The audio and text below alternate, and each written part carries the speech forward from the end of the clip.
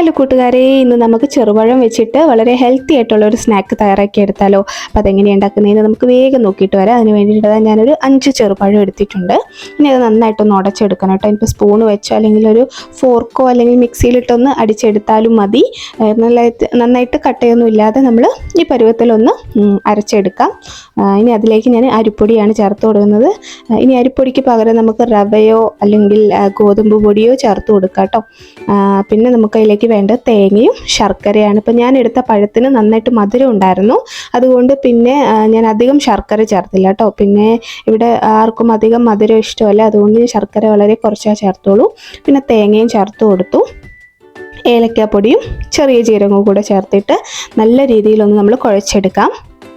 ഒട്ടും കട്ടയൊന്നും ഇല്ലാതെ നന്നായിട്ട് കുഴച്ചെടുക്കുക. നമ്മൾ വേറെ എക്സ്ട്രാ വെള്ളമൊന്നും ചേർക്കണ്ട. ആ പഴത്തിൻ്റെ ഒരു നനവിൽ മാത്രം നനഞ്ഞു വരുന്ന രീതിയിലേ നമ്മൾ പൊടി ഇട്ട് കൊടുക്കാൻ പാടുള്ളൂ.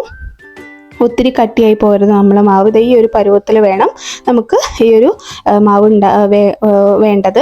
ഇനി ഇത് ഞാൻ ഇടനിലയിലാണ് ഒന്ന് വേവിച്ചെടുക്കാൻ പോകുന്നത്. ഇപ്പോൾ ഇടനില കിട്ടിയത് കൊണ്ട് ഞാൻ എടുത്തുന്നേ ഉള്ളൂ. വാഴയിലയാണെങ്കിലും മതി. ഇപ്പം അതിൻ്റെ ഉള്ളിലേക്ക് ഇതുപോലെ ഒന്ന് ഫില്ല് ചെയ്തിട്ട് നമ്മൾ ആവിയിലൊന്ന് വേവിച്ചെടുക്കുക. എത്രയേ ഉള്ളൂ. നമുക്ക് ഒരു 3-4 പഴമൊക്കെ ഉണ്ടെങ്കിൽ വൈകുന്നേരം കുട്ടികളൊക്കെ വരുന്ന സമയത്തേക്ക് വയറ് നിറച്ചവർക്ക് കഴിക്കാൻ പാകത്തിന് നമുക്ക് ഉണ്ടാക്കാൻ പറ്റും കേട്ടോ.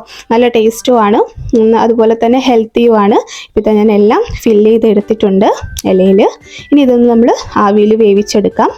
ഒരു 15 മിനിറ്റൊക്കെ നമ്മൾ വേവിക്കുമ്പോഴത്തേക്കും നമ്മുടെ ഈ പലഹാരം വെന്ത് വരും. നല്ല അടിപൊളി ടേസ്റ്റാണ്. കട്ടൻ ചായയുടെ കൂടെയൊക്കെ കഴിക്കാൻ അടിപൊളിയാണ് കേട്ടോ. അപ്പം എല്ലാവരും ഒന്ന് ട്രൈ ചെയ്ത് നോക്കുക. പഴം വെച്ചിട്ട് ഇതുവരെ ആരും ഇതുപോലെ ഒരു പലഹാരം ഉണ്ടാക്കിയിട്ടില്ലെങ്കിൽ എന്തായാലും ട്രൈ ചെയ്യണം കേട്ടോ. വീഡിയോ ഇഷ്ടപ്പെട്ടിട്ടുണ്ടെന്ന് വിചാരിക്കുന്നു. ഇഷ്ടപ്പെട്ടാൽ ലൈക്ക് ചെയ്യാനും അതുപോലെ തന്നെ സബ്സ്ക്രൈബ് ചെയ്യാനും കമൻറ്റ് ചെയ്യാനൊന്നും മറന്നു പോകരുത്. അപ്പം നാളെ നമുക്ക് വേറൊരു വീഡിയോ ആയിട്ട് കാണാം. ബൈ.